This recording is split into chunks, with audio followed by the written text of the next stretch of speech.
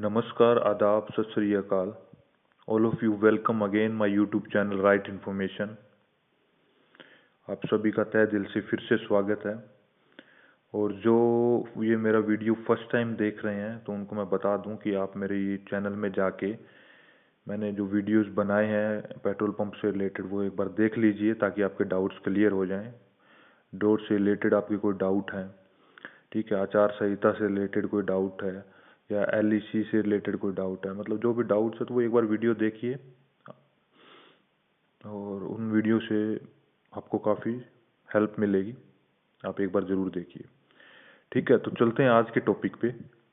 उससे पहले मैं सभी से एक रिक्वेस्ट यही करूँगा कि आपने अगर मेरा चैनल सब्सक्राइब नहीं किया है तो सब्सक्राइब कर लीजिए ताकि आपको इन्फॉर्मेशन मिलती रहे इन फ्यूचर भी, ठीक है। ज़रूरी नहीं कि पेट्रोल पंप से रिलेटेड ही आपको इन्फॉर्मेशन चाहिए, आगे भी आपको करंट अफेयर से रिलेटेड, ठीक है, और बिजनेस से रिलेटेड क्या बिजनेस करें क्या नहीं करें, और जो भी मतलब किस तरह की नौकरी आपको करनी चाहिए, कहाँ कहाँ नौकरी निकल रही है, या मतलब जो भी करंट अफेयर्स रहेंगे। मैं बिजनेस से रिलेटेड ज़्यादा टॉपिक्स लेके आता हूँ। पहले भी मैंने काफ़ी बनाए थे मगर जैसा कि मैंने आपको बताया कि वो यूट्यूब से डिलीट हो गए हैं किसी कारण, ठीक है। तो दोबारा से वो सब वीडियोस मैं बनाऊंगा कि कैसे कम पैसों में ज़्यादा बिजनेस किया जा सकता है, ठीक है, और कहाँ कहाँ पैसा लगाना सही है और क्या क्या चीज़ें हैं जो अपने को जीवन में अपनानी चाहिए। हेल्थ से रिलेटेड भी मैं भी काफ़ी वीडियोस बनाता हूँ, ठीक है। और उसके अलावा मतलब जो भगवान में विश्वास रखते हैं उनसे रिलेटेड भी मैं काफ़ी वीडियोस बनाता हूँ, ठीक है। और अगर करंट अफेयर्स पॉलिटिकल पार्टीज़ में क्या चल रहा है तो उनसे रिलेटेड भी मैं वीडियो बनाऊंगा। मतलब मेरा हर एक वीडियो बनाने का एक ही मतलब होता है कि उसकी वजह से किसी को थोड़ी बहुत हेल्प मिल सके। तो आशा करता हूँ कि मेरी जो वीडियोज़ है आपको पसंद आ रही है, तो फ्यूचर में भी आप ऐसे ही वीडियोज़ आपको मिलेगी। तो आज का अपना टॉपिक है, तो आज मैं जो इन्फॉर्मेशन लेके आया हूँ कि मैं क्वेश्चंस आपके जो सोल्व करूँगा, जो मुझे कमेंट्स में भी काफ़ी क्वेश्चन मिले हैं, मुझे मेल पे भी लोगों ने मेल किया है मुझे, ठीक है। और इनके अलावा मैं कुछ खुद के अपने इन्फॉर्मेशन मैंने निकाली और कुछ क्वेश्चन बनाए हैं जो सबके डाउट हो सकते हैं, ठीक है। तो आप वीडियो स्टार्टिंग से लेके लास्ट तक देखिएगा, ठीक है। और अगर लास्ट तक जितना भी मिनट का ये वीडियो बनेगा, ठीक है, तो आप देख लीजिए उतना मिनट आपके पास अभी है या नहीं है। तो जब भी आप फ्री हो जाओ, बिल्कुल फ्री हो, आपके पास कोई काम नहीं है, तो उस टाइम आप ये वीडियो देखिएगा, क्योंकि अगर स्किप करके ये वीडियो देखोगे तो आपके काफ़ी से डाउट्स रह जाएंगे, ठीक है। तो मैं नहीं चाहता कि कोई भी डाउट आपका रहे, तो स्किप मत कीजिएगा, वीडियो के हर एक क्वेश्चन के आंसर सुनिएगा। इसमें से बहुत से लोग ऐसे होंगे जो जीनियस हैं जिनको सब डिटेल मिल गई है, मगर फिर भी उनसे मैं रिक्वेस्ट करूंगा कि अगर टाइम है तो ज़रूर देख लीजिएगा। और आशा करता हूँ कि इसमें आपके काफ़ी डाउट्स क्लियर होंगे, क्योंकि मैं काफ़ी इंपॉर्टेंट जो डाउट्स है वही लेके आया हूँ जो सबके हैं, वो तीनों कैटेगरी से रिलेटेड है। जैसे जिन मतलब जिनका अभी तक ड्रॉ नहीं हुआ है या जिनकी अभी तक उससे रिलेटेड है, जिनकी अभी एलईसी नहीं हुई है उनसे रिलेटेड है, एलओआई से रिलेटेड भी है, जिनके एलओआई हो चुके हैं उनसे रिलेटेड भी है, तो सबसे रिलेटेड है, ठीक है। तो वो क्या पता कौन सा पॉइंट मैं कब बोल जाऊँ और आप स्किप कर दो, तो मेरा फिर वीडियो बनाने का क्या फ़ायदा हुआ अगर आपको वो इन्फॉर्मेशन नहीं पहुँच पाई सही टाइम पे। तो आप देखिएगा। तो चलो आज के क्वेश्चन स्टार्ट करते हैं। और क्वेश्चन स्टार्ट करने से पहले सबसे एक कमेंट मेरे ऊपर ही आया है कि किसी ने मुझे बोला था कि आप जो वीडियो बनाते हैं काफ़ी सिंपल रहती हैं मगर इन्फॉर्मेशन आपकी जेन्युइन होती है, तो हमें आपकी वीडियो पसंद है, मगर आप उन वीडियोस को दूसरों की तरह मतलब एडिटिंग वगैरह नहीं करते। तो इसका रीज़न मैं आपको बता देता हूँ कि एडिटिंग करना मुझे भी आता है, मैं भी कर सकता हूँ। तो मैं एडिटिंग वगैरह क्यों नहीं करता, क्योंकि एक तो टाइम की मुझे काफ़ी कमी है, क्योंकि मैं भी फ्री नहीं हूँ इन चीज़ों के लिए। बस जब मेरे टाइम मिलता है तो मैं बैठ जाता हूँ और अपनी वीडियो बना देता हूँ जैसी बनती है और डाल देता हूँ। और मेरा मेन ऑब्जेक्टिव यही रहता है कि मैं राइट इन्फॉर्मेशन डालूँ, ठीक है, जेन्युइन इन्फॉर्मेशन डालूँ। तो एडिटिंग करके बाहर कुछ और लिख दिया, अंदर वीडियो के कुछ और है, बाहर लोग पढ़ेंगे कि ये चीज़ है और अंदर उनको कुछ और चीज़ मिलेगी, तो वो मुझे पसंद नहीं है, ठीक है। मैं कोई अपनी वीडियो ज़्यादा दिखाने के लिए लोगों को नहीं बनाता। मैं मेरा एक ही ऑब्जेक्टिव आपको हर बार बोलता हूँ कि राइट इन्फॉर्मेशन सही बंदे तक सही टाइम पे एक इन्फॉर्मेशन पहुँच जाए जिसकी उसको हेल्प हो सके, ठीक है जी। तो मेरा यही काम है कि राइट इन्फॉर्मेशन मैं देता हूँ, जितनी मेरे पास आती है जेन्युइन आती है वही देता हूँ। अगर उसमें कोई डाउट है तो मैं नहीं देता, क्योंकि मेरी वजह से मैं नहीं चाहता कि किसी का करियर ख़राब हो या किसी में जिस चीज़ में उन्होंने हाथ डाला वो उसको दिक्कत आए, ठीक है। तो आप फ्यूचर में भी यही देखोगे, मेरी वीडियोस बिल्कुल सिंपल आपको मिलेंगे। ठीक है। तो ज़्यादा एडिटिंग वगैरह नहीं होगा, मगर जो इन्फॉर्मेशन मैं देना चाहूँगा जो आपको बाहर मिली होगी, आपको रिग्रेट बिल्कुल नहीं होगा कि मैंने और कुछ पढ़ा था इसकी वीडियो पे और अंदर इसने कुछ और ही डाल रखा है, कंटेंट इसने कुछ और डाल रखे है। तो मेरा सेम फंडा है, कंटेंट भी सेम रहेगा, अंदर जो मैंने डाला है वो भी सेम रहेगा।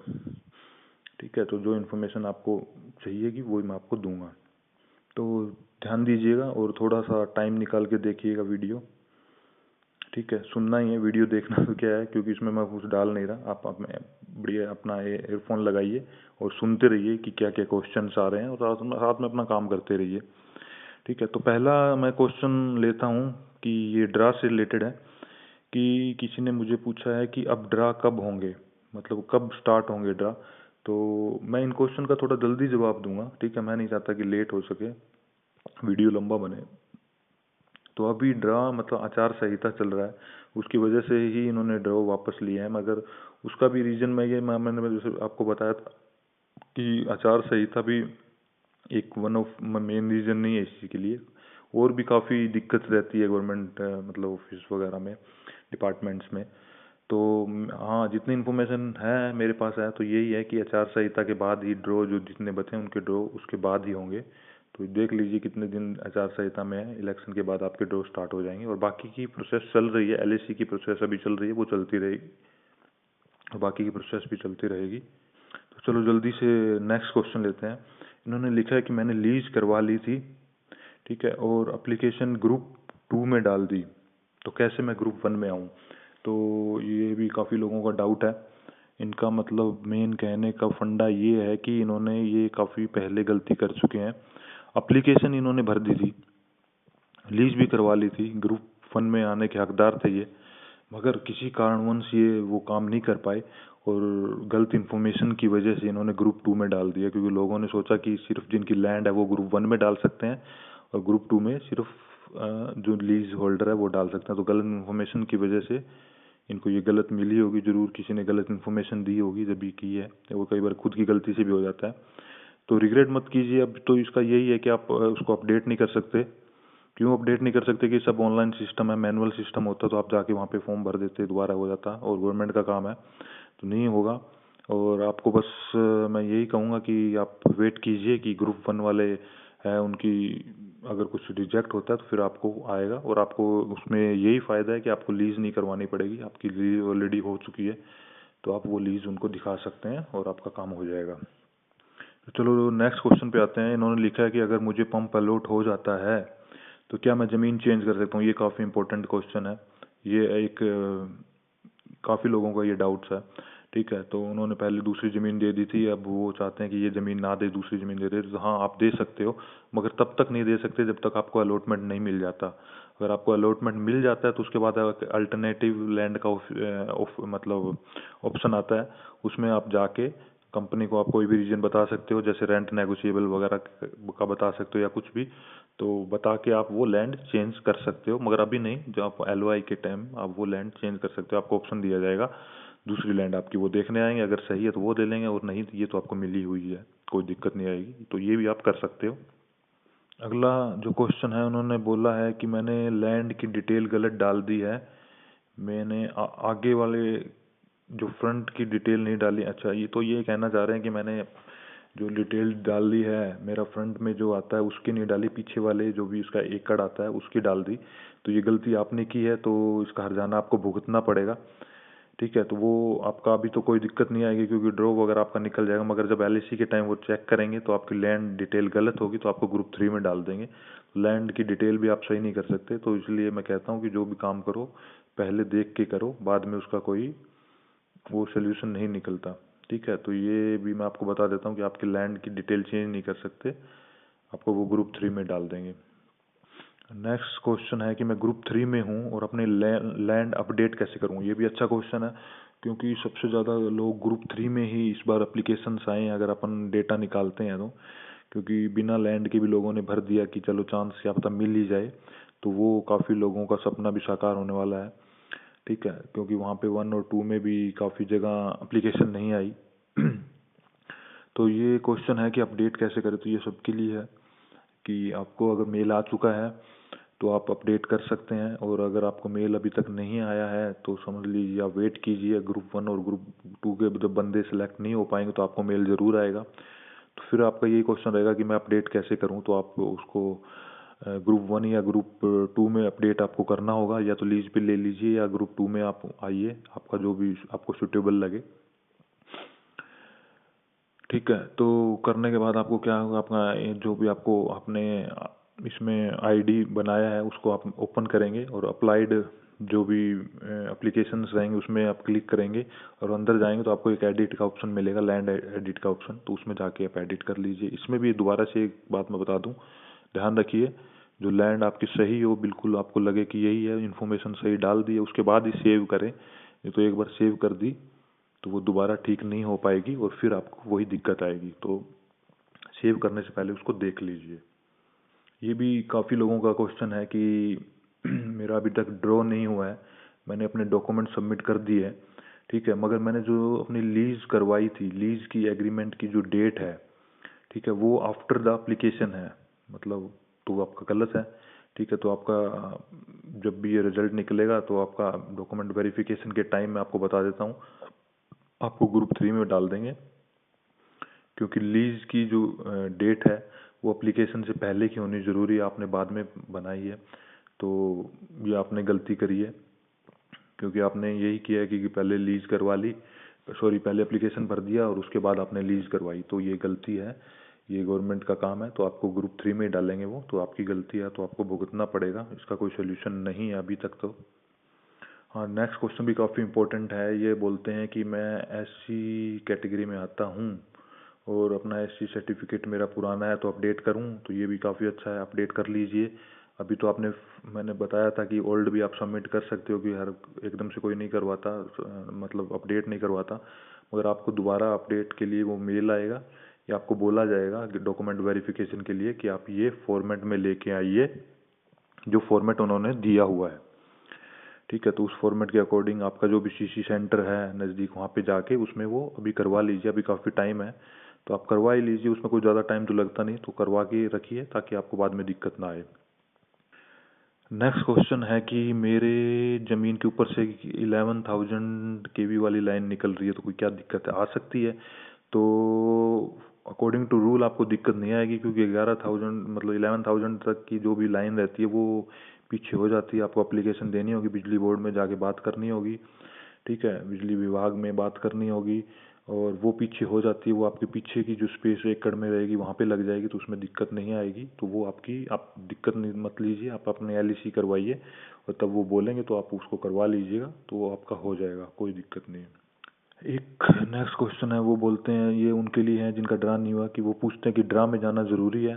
नहीं जी, जाना बिल्कुल ज़रूरी नहीं है, आप घर बैठे भी अपना ड्रा का रिजल्ट देख सकते हैं, मगर उसी दिन मतलब नहीं मिलेगा, नेक्स्ट डे आप इसी साइट पे आ दीजिए जो अभी चल रही है, पेट्रोल पंप डीलर से है, ठीक है, इसमें आके आप अपनी चेक कीजिए साइट पर, वहाँ पे आप सिलेक्ट हुए हो या नहीं हुए हो, तो वहाँ पे आपको पता लग जाएगा। मगर मैं सबको यही बोलना चाहूँगा कि ड्रॉ में ज़रूर जाइए, ताकि आपको पता लग सके कि आप सिलेक्ट हुए हो या नहीं हो, और कई बार ये भी रिग्रेट रह जाता है कि आप नहीं गए, तो पूरी उम्र कि मैं क्या पता चला जाता तो सिलेक्ट हो जाता, क्या पता वहाँ पे कोई किसी ने पैसे खिला दिए या ऐसा, पैसे वगैरह कुछ नहीं, कोई नहीं खिलाता, मगर आपका जो डाउट है वो क्लियर हो जाएगा। तो आप ड्रॉ में जाइए, ज़रूर जाइए, एक दिन ही आपको जाना है, और अपना रिजल्ट अपने सामने देखिए। अगला क्वेश्चन भी काफ़ी इंपॉर्टेंट है, कैसे पता चलेगा कि मेरे डॉक्यूमेंट वेरीफाई हो गए हैं। तो डॉक्यूमेंट वेरिफिकेशन का सबको पता है कि क्या होता है, ठीक है, जैसे आपका ड्रॉ निकल गया तो आपको डॉक्यूमेंट्स मंगवाएंगे और वो वेरिफिकेशन के लिए डाल जाते हैं, उसका एक प्रोसेस रहता है, ठीक है, उसमें क्या रहता है कि आपके डॉक्यूमेंट्स वेरीफाई करते हैं, जैसे डेट्स वगैरह मैंने आपको बताई कि वो एप्लीकेशन से पहले की है या बाद की है, एडवोकेट लेटर कब का है, आपके जो डॉक्यूमेंट है वो सही है या नहीं है, तो वो एक वेरिफिकेशन का प्रोसेस रहता है, ठीक है। वो नहीं हुआ तो आपको, अगर आपका फेल हो गया तो आपको मेल आता है, आपको ग्रुप 3 में डाल दिया जाता है अगर ज़्यादा गलती होती है।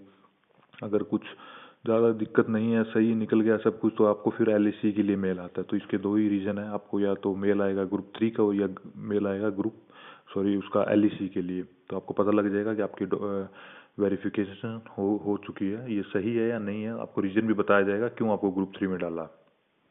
अगला क्वेश्चन भी काफ़ी इंपॉर्टेंट है। बोलते हैं कि मैं अपना पंप अपने वाइफ के नाम करवा सकता हूँ क्या? हाँ जी, ज़रूर करवा सकते हैं आप। अभी नहीं, पहले आप उसको एक बार अलॉटमेंट ले लीजिए, ठीक है? तो उसके बाद ये ट्रांसफ़र का सिस्टम होता है। इस पे ट्रांसफ़र पे मैं एक अलग से वीडियो बनाऊंगा फ्यूचर में, थोड़े दिन में, तो आप वो देखिएगा। ट्रांसफ़र से रिलेटेड काफ़ी लोगों के डाउट्स हैं, हो सकते या नहीं हो सकते। मैंने एसी में भरा है, कोई बोलता है मैंने मतलब उस कैटेगरी में भरा, तो वो हो सकता है या नहीं हो सकता है, मगर उसमें परसेंटेज वही रहता है। जैसे जर्नल में आप 49% तक आप स्टार्टिंग में उसको ट्रांसफ़र कर सकते हो, ठीक है? और फिर 51 आपके नाम रहेगा, और फिर 3 साल बाद आप पूरा कर सकते हो। फिर उसमें सीसी कैटेगरी आती है, जैसे बिडिंग वाला प्रोसेस है, ठीक है? तो उसमें कितना प्रोसेस कर सकते हैं। फिर आप कैटेगरी आती है जो CFS की, SC कैटेगरी में, तो कितना आप ट्रांसफ़र करवा सकते हो, ठीक है? तो उसके अकॉर्डिंग मैं वीडियो बनाऊंगा, तो वो ट्रांसफ़र से रिलेटेड होगा, तो वो देखिएगा, उसमें आपका डाउट क्लियर हो जाएगा। मगर इनको मैं बता देता हूँ, हाँ, आप अपने वाइफ के नाम ट्रांसफ़र कर सकते हैं। नेक्स्ट क्वेश्चन है कि अब दोबारा कब एडवर्टाइजमेंट निकलेंगी? तो ये उनके डाउट्स हैं जो या तो सिलेक्ट नहीं हुए, या जो किसी कारण मतलब अप्लीकेशन नहीं भर पाए। काफ़ी लोगों का शौक होता है, या मतलब ये होता है कि मैं अभी पेट्रोल पंप लूँ, तो उनके लिए है ये कि अभी तो कोई डेट नहीं है। क्योंकि डेट कैसे आएगी? क्योंकि अभी ऑलरेडी 65,000 इन्होंने पूरे इंडिया में एप्लीकेशन निकाले हैं। तो ज़्यादा क्यों निकालेंगे यार? पहले तो आता था, जैसे 2014 में आई थी, 4,000 निकालते थे, कभी 3,000। अब तो इन्होंने डबल कर दिए। ऑलरेडी पूरे इंडिया में 62,000 थे, और 65,000 की एडवर्टाइजमेंट और निकाल दी।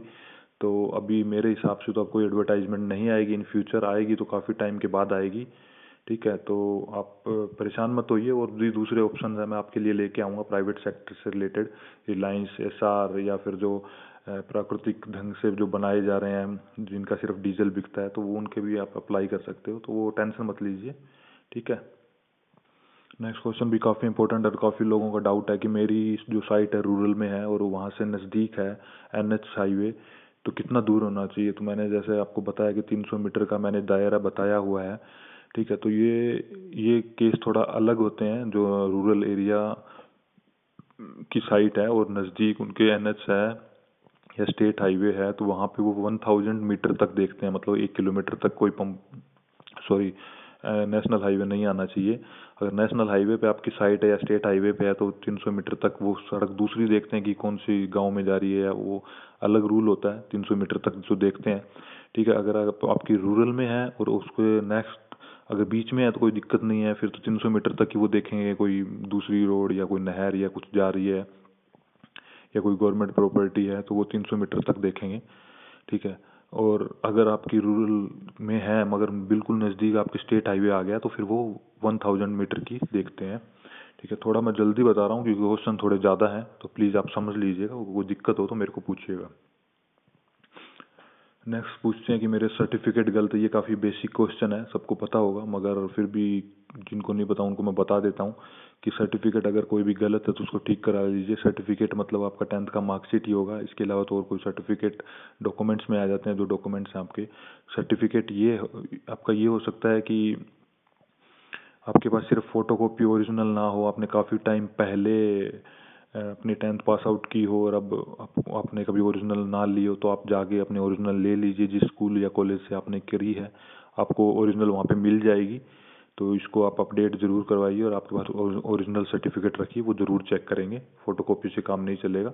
और डॉक्यूमेंट से आपका कोई डॉक्यूमेंट है तो उसको आप ठीक करवा लीजिए। मेरा मतलब डॉक्यूमेंट में पैन कार्ड और आपका जो आधार कार्ड आता है, तो वो भी आपको फ्यूचर में चाहिएंगे, तो वो आप चेंज करवा लीजिए उनमें। मतलब father name, date of birth अगर कुछ गलत है तो अभी टाइम है, तो चेंज करवा लीजिए। नेक्स्ट जो क्वेश्चन है वो बोलते हैं कि ग्रुप 1 में जिन्होंने अप्लाई किया है उनकी ज़मीन मेरे हिसाब से गलत है, तो क्या मेरा नंबर आएगा? आपका नंबर ज़रूर आएगा, टेंशन मत लो। इससे मुझे एक पुरानी जो टॉपिक काफ़ी चला होगा, लोगों को पता होगा कि एक ऐड आती थी कि मेरा नंबर कब आएगा, मेरा नंबर कब आएगा। तो आपका नंबर आएगा, टेंशन मत लीजिए आप, ठीक है? उनकी अगर एडवर्टाइज एरिया में नहीं आ रही, थोड़ा लेट नंबर आएगा, क्योंकि वो प्रोसेस से पहले वो गुजरेंगे, ठीक है? उनका फिर रिजेक्ट होगा और फिर आपका नंबर आएगा। तो आपका नंबर ज़रूर आएगा, टेंशन मत लीजिए। नेक्स्ट क्वेश्चन ये है कि ये लिखते हैं कि क्या मैं पंप सेल कर सकता हूँ, हाँ ये भी अच्छा है क्वेश्चन है। सेल का मतलब ट्रांसफ़र ही है, ठीक है। आप ट्रांसफ़र, जैसे पहले भी मैं क्वेश्चन ये ले चुका हूँ, ट्रांसफ़र कर सकते हैं, तो उसके ऊपर काफ़ी किसको कर सकते हैं किसको नहीं कर सकते, कौन सी कैटेगरी का किसको कर सकता है, तो वो डिपेंड करेगा कितने % तक आप कर सकते हैं और कितने साल। तो उस पर एक मैं वीडियो अलग से बना दूंगा छोटा सा ट्रांसफ़र पे, तो उस पर आपको सब पता लग जाएगा। मगर हाँ, आपका क्वेश्चन मैं बता देता हूँ, आप ट्रांसफ़र कर सकते हैं, कोई भी कैटेगरी में आप आ रहे हैं तो कितने % तक कर सकते हैं और कब तक कर सकते हैं, उसकी मैं डिटेल आपको बाद में बताऊंगा। तो आपका सवाल का आंसर यही है कि हाँ आप कर सकते हैं। आगे पूछते हैं कि मेरी ज़मीन के सामने से 33 kV की लाइन जा रही है तो कोई दिक्कत तो नहीं आएगी। तो आपको कोई दिक्कत नहीं आएगी, सामने से जा रही है ना, ऊपर से नहीं जानी चाहिए और सामने से भी थोड़ी दूर होनी चाहिए। ये नहीं है कि अगर नेशनल हाईवे पे है तो डिवाइडर क्रॉस करके दूसरी साइड होनी चाहिए, ठीक है। सड़क के ऊपर भी नहीं होनी चाहिए, उसमें भी दिक्कत आती है क्योंकि वहाँ से व्हीकल्स निकलते हैं तो परमिशन नहीं मिलती। तो मेन रूल के अकॉर्डिंग यही है कि ऊपर से नहीं जानी चाहिए, सामने से तो दूर से जा रही है तो कोई दिक्कत नहीं आएगी, मगर नज़दीक नहीं होनी चाहिए। आप शायद समझ गए होंगे मैं क्या कहना चाह रहा हूँ, तो आपको आपका आंसर मिल गया होगा। नेक्स्ट जनाब पूछते हैं कि एलआईसी में कोई सेटिंग हो सकती है क्या? सेटिंग का मतलब आप समझते होंगे क्या ये बोलना चाह रहे हैं, मैं समझ गया हूँ अच्छी तरह, और आप व्यूअर जो वीडियो देख रहे हैं वो भी समझ गए होंगे वो किस सेटिंग की बात कर रहे हैं। तो सेटिंग हो जाती है, कोई दिक्कत नहीं, मगर सेटिंग मत कीजिए। सेटिंग से अगर कोई काम करोगे तो वो सेटिंग्स जैसा ही होगा, ठीक है। तो सेटिंग अगर एलआईसी में आप सेटिंग करने का ये सोच रहे हो कि मैं कोई पैसे खिला दूंगा या कुछ है, तो वो गवर्नमेंट के अधिकारी आएंगे आपके पास, ठीक है, अच्छी नौकरी करने वाले होंगे, अच्छी सैलरी होगी उनकी, वो सेटिंग लेके अपनी नौकरी दांव पे नहीं लगाएंगे। और आप भी मत कीजिए, एक प्रोसेस के लिए पैसा मत खिलाइए, ठीक है। तो मैं ये नहीं बोलता कि गवर्नमेंट जो स्कीम्स रहती है उनमें सेटिंग नहीं होती, पहले काफ़ी होती थी, ठीक है। तो अब मोदी की सरकार में थोड़ी कम हुई है, मगर इस पेट्रोल पंप इंडस्ट्री में सेटिंग मत कीजिए, क्योंकि मैं भी इससे रिलेटेड रखता हूँ तो मुझे पता है। तो सेटिंग करोगे, एक बार आपकी सेटिंग हो जाएगी, बाद में आगे भी तो आपको लाइसेंस निकालने हैं, तो वहाँ पे आपका जो भी है सेटिंग अटक जाएगी और वो दिक्कत में आ जाएंगे। तो वो भी पहले जो समझदार अधिकारी होगा वो सेटिंग नहीं करेगा, ठीक है, आपको डायरेक्ट बोल देगा कि ये नहीं हो सकता तो नहीं हो सकता, ठीक है। मगर हाँ, छोटी मोटी अगर कोई चीज़ है तो वो सेटिंग के थ्रू आप नहीं कर सकते। जैसा कि मैंने पहले अपने वीडियोस में बताया, रिस्पेक्ट दो, रिस्पेक्ट लो, ठीक है, उसके अकॉर्डिंग आप काम करो। उनको बोलिए कि ये दिक्कत है छोटी, अगर एडजस्ट हो सकती है एडजस्ट हो सकती है, सेटिंग नहीं हो सकती। और आपको भी मैं यही बताऊंगा, अपने सब व्यूअर्स को ये बताऊंगा कि सेटिंग के तरीके से मत जाइए, बाद में दिक्कत आएगी। अभी आपको मिल जाएगी मगर बाद में फिर आपको ही दिक्कत आएगी। तो ज़रूरी नहीं है पेट्रोल पंप ही लेना, और काफ़ी बिजनेस है यार, वो दूसरे में हाथ डाल लो, ठीक है। तो सेटिंग के चक्कर में मत जाइए, एडजस्टमेंट कीजिए, एडजस्टमेंट हो जाएगी। अगला क्वेश्चन भी काफ़ी इम्पोर्टेंट है। ये लिखते हैं कि मैंने 3 पंप भरे हैं, तीनों ले लूँ? ले लो जी, ले लो, सब ले लो, तीनों क्यों? तो मेरे कहने का मतलब है कि हाँ आप तीनों ले सकते हैं, कोई दिक्कत नहीं, मगर आप किस कैटेगरी में आपने भरे हैं आपने ये नहीं लिखा, तो आपको मैं थोड़ा सा बता देता हूँ कि अगर आपने जनरल कैटेगरी में भरे हैं तो आप 3 के अलावा 10 भी ले सकते हैं, ठीक है, पंप ले सकते हैं, क्योंकि ये डोडो टाइप में आ गए। अगर आपने सीसी में भरा है जनरल में भी, तो सीसी कैटेगरी में आता है, जो कोको टाइप में आता है, कंपनी ओन्ड कंपनी ऑपरेट, उसमें आप सिर्फ एक ही ले सकते हैं, दूसरा आप नहीं ले पाएंगे। तो उसमें आपने भरा है तो आप एक ही ले पाएंगे, एक आपको छोड़ना पड़ेगा। और फिर ऐसी कैटेगरी में CAFS आते हैं, तो उसमें भी गवर्नमेंट ने जो कोटा दिया है एक बंदे को ही दिया है, तो आपने उसमें 2 भर रखे हैं, दोनों अगर आपके अलॉट हो जाते हैं तो आपको एक छोड़ना होगा। तो इसमें आपको बता देता हूँ। और जनरल में अगर आपने 3 भरे हैं तो आप 3 ले सकते हैं। आप अपना पैसे का हिसाब देख लीजिएगा कितना लगता है उसमें, ठीक है। आप वो कर पाएंगे या नहीं कर पाएंगे वो आप अपने पे देख लीजिए, एस्टिमेट लगा के कितना पैसा लगेगा उसमें। हाँ, आप अगर जनरल में हैं तो आप ज़रूर 3 ले सकते हैं, मगर मैं कह रहा हूँ एक लीजिए, किसी दूसरे का भला हो जाए, बेचारे किसी दूसरे को मिल जाए, बाकी आप देख लीजिए। ये भी काफ़ी बेसिक क्वेश्चन है कि मेरी लिखते हैं कि मेरी आईडी खुल नहीं रही है। तो ये सब लोगों को पता होगा, मगर मैं आपको बता दूं कि आपने स्टार्टिंग में सबको दिक्कत आई होगी, एक बार खोल ली होगी दोबारा नहीं खुली होगी, तो जिन्होंने दोबारा नहीं खोली आज तक उनको दिक्कत आएगी। तो वो फॉरगेटन पासवर्ड पे जाके क्लिक कीजिए और आपके ईमेल पे आपका पासवर्ड आ जाएगा, तो वहाँ जाके आप दोबारा से उसको क्लिक करेंगे तो वो खुल जाएगी। और वहाँ पे भी आपको 404 का कोई टेक्निकल दोबारा मैसेज आ सकता है, तो वो आए तो आप टेंशन मत लीजिए, थोड़ा देर वेट कीजिए, घंटे 2 घंटे बाद उसको बंद कर दीजिए सिस्टम को। और दोबारा से ओपन कीजिए तो वो आपका आईडी पासवर्ड सेट हो जाएगा, कोई दिक्कत नहीं है, वो आपकी चल जाएगी। ये पूछते हैं कि स्टार्टिंग में कितना डिपॉजिट करवाना है, मेरा अभी तक ड्रॉ नहीं हुआ है।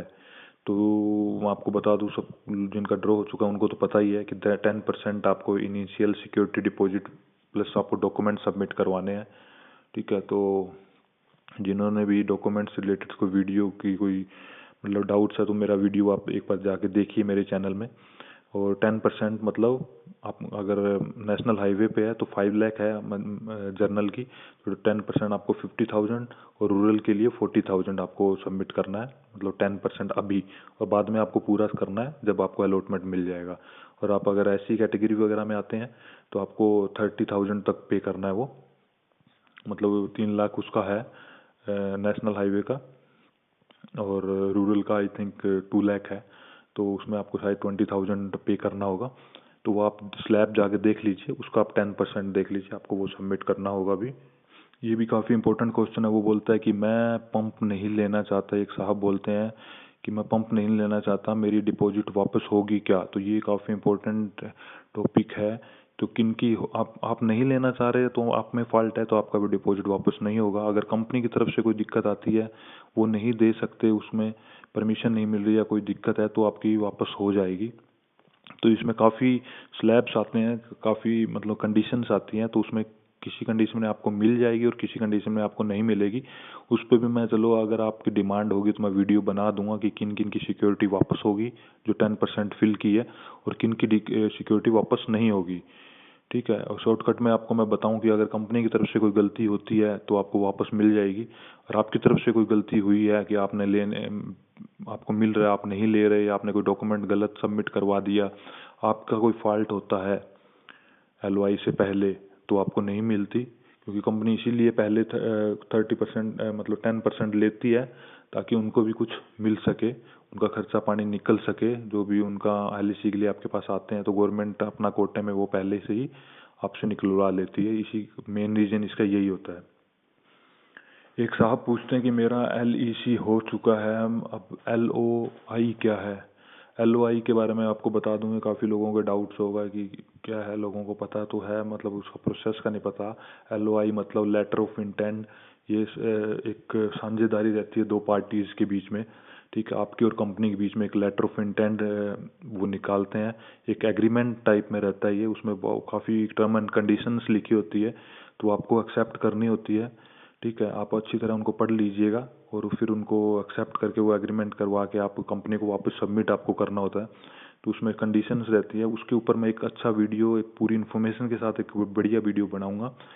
ठीक है, इसमें मैं पूरी डिटेल नहीं बता सकता क्योंकि वीडियोस ये भी काफ़ी बड़ा होता जा रहा है। तो लेटर ऑफ इंटेंट यही है, जिनकी एलईसी कंप्लीट हो गई, जिनको सब कुछ मिल गया, तो लास्ट में लेटर ऑफ इंटेंट मिलता है। तो उसमें उनको क्या प्रोसेस रहता है, किसको जाना होता है, क्या क्या उसमें खर्चा लगता है, मतलब मैं कहने का मतलब ये है कि उनमें लेटर ऑफ इंटेंट कब मना कर सकते, वो नहीं देते। तो उसमें रेंटल नेगोशिएबल एक सबसे बड़ी उसका रीज़न हो सकता है कि आपका अगर रेंटल नेगोशिएबल नहीं हो रहा, आपने ज़मीन ज़्यादा महंगी ले ली और कंपनी आपको कम पैसे दे रही है, आप नहीं लेना चाहते, तो उस टाइम भी आपको एलओआई के लिए मना कर सकते हैं, और वो एक रीज़न हो सकता है। तो वहाँ पे आपको एक अल्टरनेट लैंड का भी ऑफ़र वो उस टाइम मिल सकता है। आप काफ़ी लोगों के सवाल थे, जैसे मैं अभी मैंने बताया कि लैंड कब दूसरी अल्टरनेट दे सकते हैं, तो उस टाइम आप वो लैंड भी दे सकते हो, आप रीज़न दे के कि मैं रेंटल नेगोशिएबल नहीं करना चाहता, मतलब इतना मैं नहीं दे पाऊँगा, आप मेरी दूसरी लैंड देख लीजिए। और भी काफ़ी है, तो अभी नहीं बता पाऊँगा आपको, मैं उसके लिए एक नया वीडियो बनाऊँगा। तो फिर आपको मैं बता दूं, जितनी इन्फॉर्मेशन मैं आपको दे रहा हूँ पूरी जांची परखी हुई है। ठीक है, उसमें कोई दिक्कत वाली बात नहीं है। और फिर भी आप, मैं ये तो यही बोलता हूँ कि इन्फॉर्मेशन आप और भी लेती रहिए, और जिस पे विश्वास हो उस पर विश्वास कीजिए। आपको सबसे अच्छा तरीका मैंने बता दिया है कि जो आपका मेन, जो आपका डाउट होता है तो आप कैसे सोल्व करें, आप मेरी लास्ट वीडियो में जाकर देखिए, मैंने आपको अच्छी तरह बताया, उसमें समझाया भी है। ठीक है, और मेरा हम अब फिर मैं आप हर